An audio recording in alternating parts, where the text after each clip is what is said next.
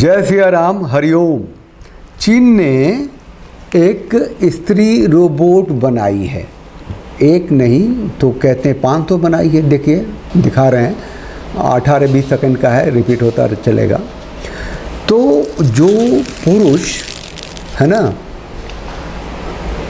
डरने लगे हैं भारत में, यहाँ के नियम से, यहाँ के कानून से, यहाँ के स्त्री सुरक्षा के नाम पे जो पुरुषों को, खास करके पतियों को इनबॉर्न क्रिमिनल, हैबिचुअल ऑफेंडर माने जाने लगा है। तो ऐसी चीज़ें आती हैं तो अब बड़ी ही एक उतावलेपन से एक मतलब ऐसा लगता है कि जीने का रास्ता के रूप में। इससे पहले भी एक जो प्लास्टिक डॉल्स थे, मतलब पूरा के पूरी स्त्री के रूप में, ये जो डॉल बन रहा है, ये जो रोबो बन रहा है, इसके बारे में कहा जा रहा है कि ये पत्नी की तरह काम करेंगी।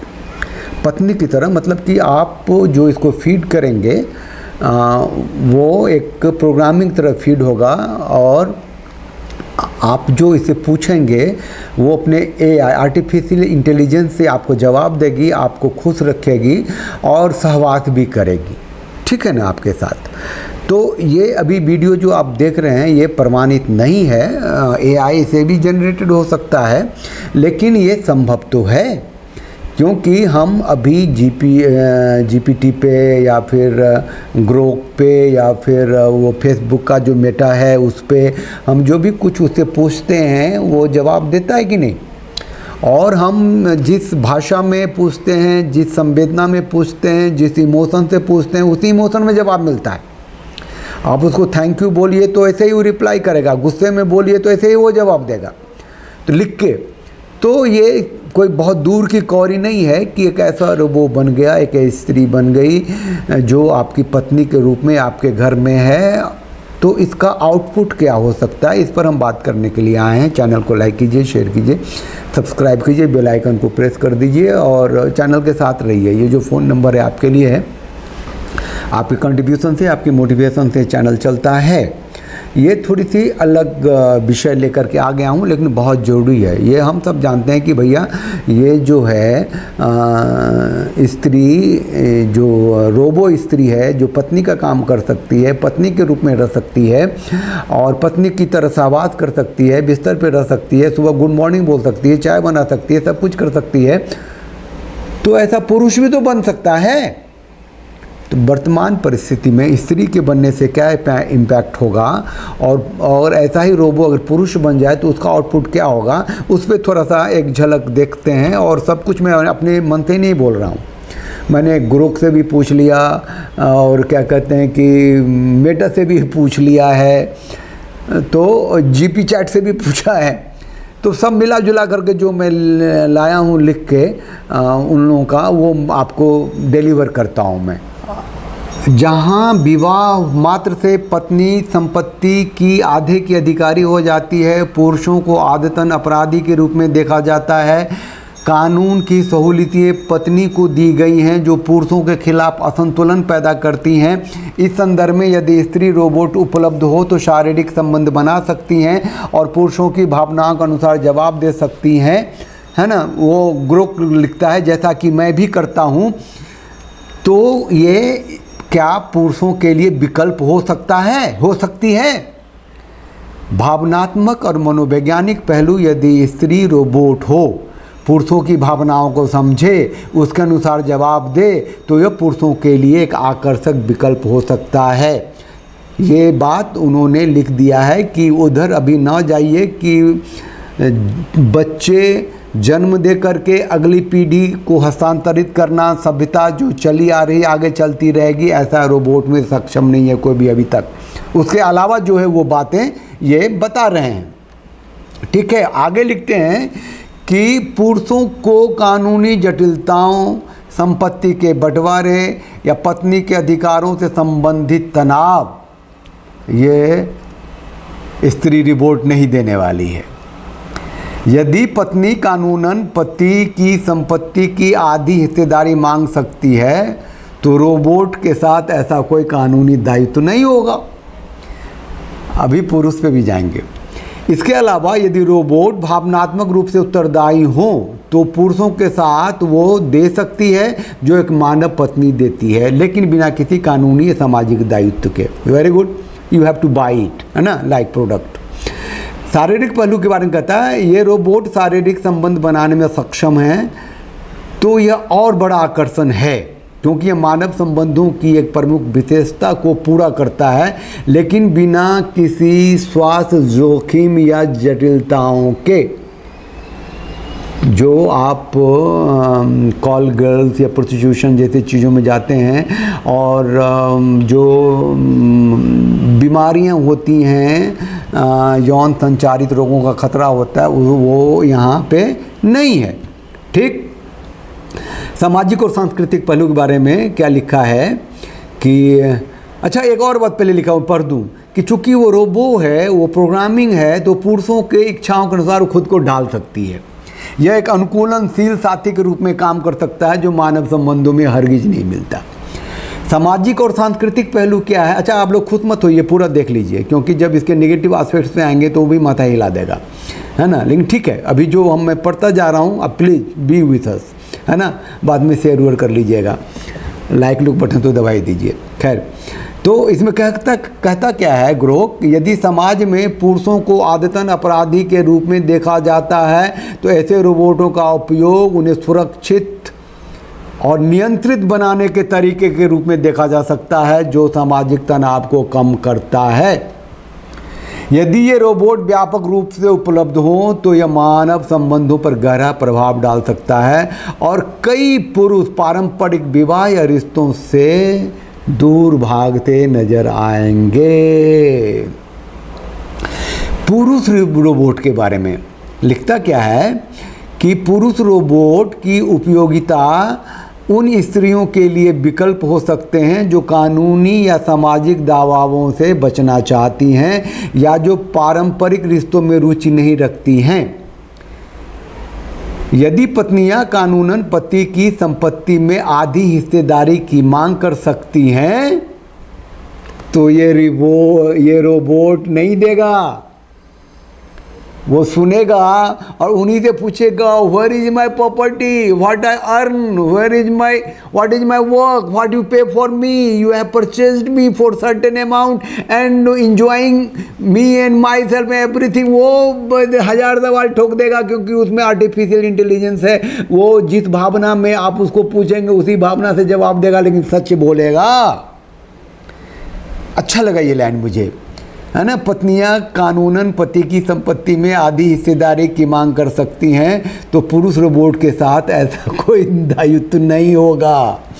ये रोबोट शारीरिक भावनात्मक रूप से उत्तरदायी हो सकते हैं, उन्हें प्रोग्राम किया जा सकता है वे स्त्रियों की इच्छा के अनुसार काम करे।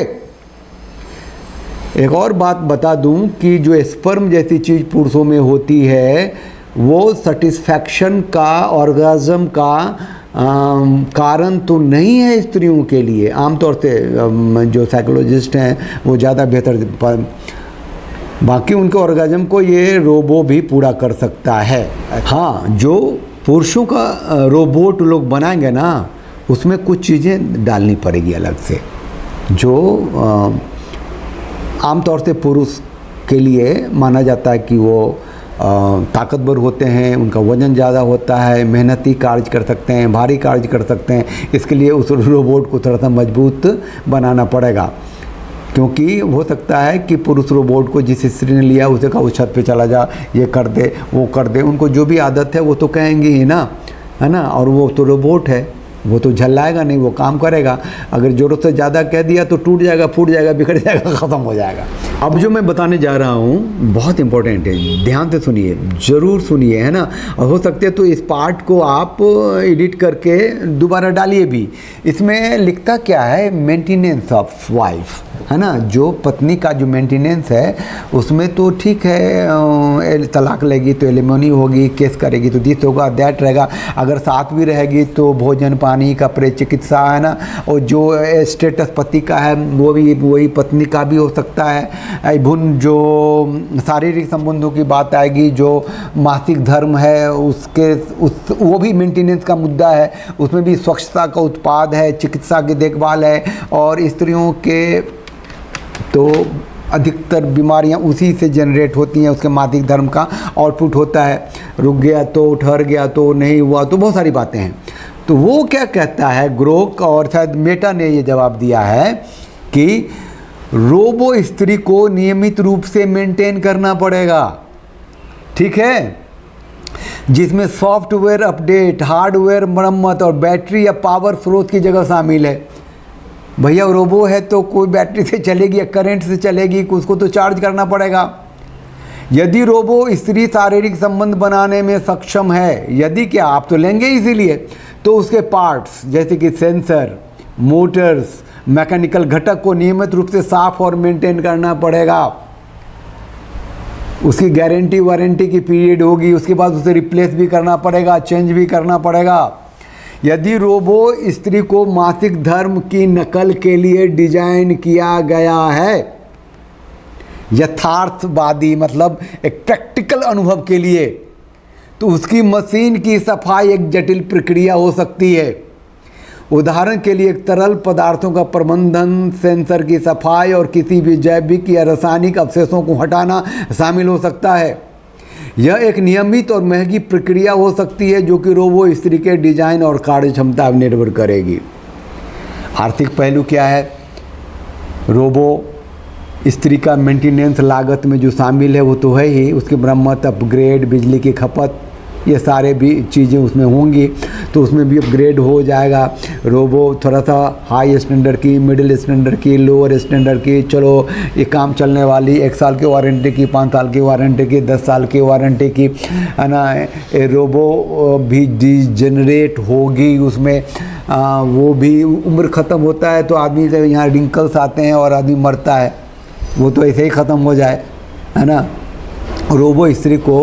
रोबो स्त्री को साइबर सुरक्षा अपडेट की भी आवश्यकता होगी, क्योंकि यह इलेक्ट्रॉनिक डिवाइस होगी जो हैकिंग या मालवेयर के प्रति संवेदनशील हो सकती है। अरे भैया ये वो मैं थोड़ा डिटेल बताऊं, जो लिख रहा था मैं, ये क्या था कि वायरस इफेक्ट वो तो मार डालेगा भाई, कोई इसमें साइबर क्राइम टॉप पे चला जा सकता है, वो तो इंटरनेट से जुड़ी हो सकती है ना, या जुड़ा हो सकता है ना, हैं। तो उसको आमतौर से हम अपने बच्चों के लिए भी कंप्यूटर को भी सेफ मोड पे रखते हैं, उसमें इमरजेंसी शटडाउन रखना पड़ेगा, इमरजेंसी शटडाउन फीचर रखना पड़ेगा, नहीं तो पता नहीं कौन उसको क्या दिमाग ख़राब कर दे, कौन सा क्या उसका प्रोग्रामिंग कर दे, वो चाकू से सब्जी बनाने जाए आके आपको पेल दे, क्योंकि गुस्से में है वो, आर्टिफिशियल इंटेलिजेंस है, कोई कुछ प्रोग्रामिंग कर गया तो उसको दूर से, दुनिया से, नज़रों से बचा के रखना पड़ेगा। अब मॉडर्न हो करके उसके साथ बसों में या फिर एयरप्लेन में ट्रैवल तो कर लें, लेकिन बहुत ही सुरक्षा से करें, ऐसा ना हो किसी और के संपर्क में आ जाए। आज आमतौर से ये ब्लूटूथ ये मोबाइल में होता है, तो अब देखते हैं कि दूसरा कोई आता है, अगर मोबाइल ऑन है तो मोबाइल हटा दिया तो आपका डाटा वो ट्रांसफ़र कर लेता है, बाद में फिर लड़ाई फड़ाई आप देखे होंगे सोशल मीडिया पे बहुत ऐसा होता है। ये तो खजाना ही होगी, अरे पूरी की पूरी स्त्री होगी, उसमें आत्मा नहीं होगा, ये ना, उसमें जान नहीं होगी, ब्रीदिंग नहीं होगी, है ना। ब्रीदिंग होगी तो वो इलेक्ट्रिक वाली होगी, मतलब हम जो बने हैं ना उसमें जो मतलब गगन, समीर, अगन, मतलब हवा है, पानी है, धरती है, आकाश है, मिट्टी है, 5 चीज़ों से बने, तो इन 5 चीज़ों से तो बनी नहीं है वो। उसमें जो हमने जो पैदा किए हैं, है ना, वो बिजली पैदा की है, वो आकाश से सैटेलाइट पैदा की है, और प्लास्टिक पैदा किए हैं, फाइबर पैदा किए हैं, और जो भी है, तो वो हमने अपने हिसाब से उसको बना तो लिया है, आर्टिफिशियल इंटेलिजेंस दे दिया है, लेकिन हम ईश्वर के पार्ट हैं, बना नहीं सकते, ठीक है। तो अगर आप इसको काल्पनिक स्थिति मान लें जहां पत्नियों को असीमित कानूनी अधिकार है, पुरुषों को आदतन अपराधी के रूप में देखा जाता है, तो स्त्री रोबो पुरुषों के लिए एक आकर्षक विकल्प है, हो सकता है, क्योंकि ये रोबोट कानूनी, आर्थिक और भावनात्मक दायित्वों से मुक्त होंगे, हालांकि रोबो स्त्री का मेंटेनेंस तकनीकी और आर्थिक रूप से जटिल हो सकता है और आपको लिखा पढ़ा टेक्निकली इक्विप्ड होना पड़ेगा। इसको कोई आम आदमी नहीं रख सकता, चाहे वो अमीर ही क्यों ना हो। आम आदमी अगर अमीर है तो वो प्लास्टिक डॉल रख सकता है जो उसके सहवास से शारीरिक संबंध के काम आएगा और इससे ज़्यादा कुछ हो नहीं सकता। साफ सफाई करे उसको और फिर उसको रख दे। लेकिन ये जो रोबोट जिसकी हम चर्चा कर रहे हैं, जो जिसके पास तन भी है और दिमाग भी है, मन नहीं है, तो इसको तकनीकी रूप से सक्षम लोग ही रख पाएंगे।